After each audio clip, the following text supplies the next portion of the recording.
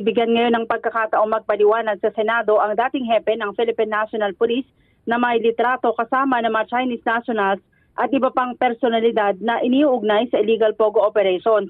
Ayon kay Senador Risa Hontiveros, nag-abiso na si dating PNP Chief Benjamin Acorda na harap sa pagpapatuloy ngayong araw ng pagdinig ukol sa illegal na pogo. Una nang inilabas ng Senado ang mga litrato kung saan makikita si Acorda na kasama si Tony Yang, isang Chinese businessman na umano'y wanted sa China at nameke ng birth certificate para magpanggap na Pilipino. Si Yang ay nakapagbukas ng maraming negosyo at nakapagpalisensya ng maraming baril sa Pilipinas.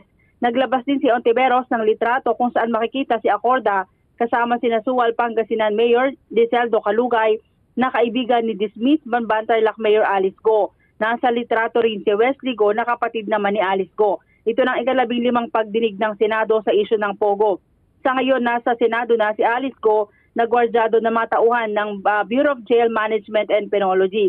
Narito na rin sina Cassandra Leong at si Sheila Go at iba pang personalidad na inimbitahan para humarap sa pagpapatuloy ng investigasyon ng Senado. Let's get together, Sunday 25, Sunday 25.